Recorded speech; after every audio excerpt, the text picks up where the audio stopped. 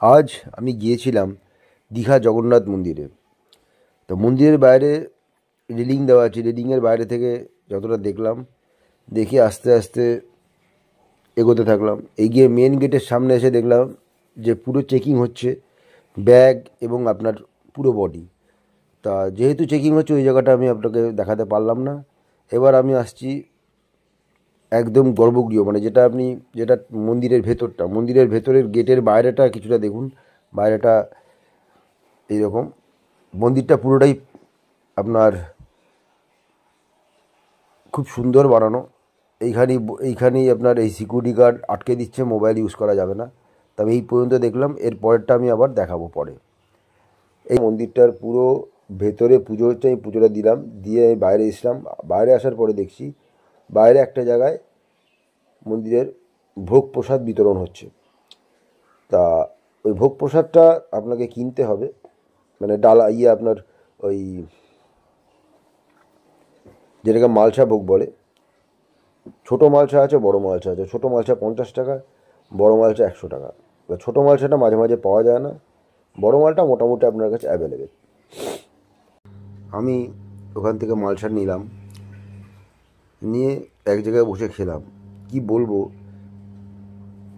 বাবা জগন্নাথ দেবের মহিমায় না অপূর্ব। না খেলে মানে বিশ্বাস করবেন না, অপূর্ব খেতে। মানে যা কী বলবো, কী করে মানে বানিয়েছে জানি না। ওটা খেয়ে তারপরে আবার একটু ঘুরে দেখলাম।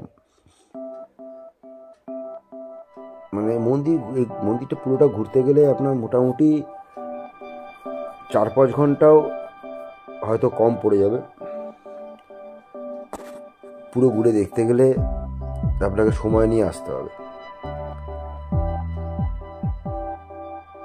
তবে হ্যাঁ, মন্দিরের ভেতরে কোনো রকম দাহ্য পদার্থ, কোনো নেশার জিনিস যেমন লাইটার, দেশলাই এসব নিয়ে ঢোকা পুরোপুরি নিষেধ। যদি আপনার কাছে থাকে আপনাকে বাইরে রেখে আসতে হবে, আর নাহলে বাইরে ফেলে আসতে হবে। এটা একটু নজরে রাখবেন। মন্দির দুপুরে 1 ঘন্টার জন্য বন্ধ থাকে। সে সময় হয়তো মন্দিরের কোনো পরিষ্কার পরিচ্ছন্ন করা হয় বা অন্য কোনো কারণে বাবাকে ভোগ দেওয়া হয়। শুনলাম এই মন্দিরে অনেক বিশিষ্ট ব্যক্তিরাও এসেছেন, তারা দেখে অনেক দানও করেছেন। দীঘায় এরকম একটা দর্শনীয় স্থান, এরকম একটা জায়গা, মানে দারুণ জিনিস। দীঘা অনেকগুলো দর্শনীয় জায়গা আছে, তার মধ্যে এটা অন্যতম।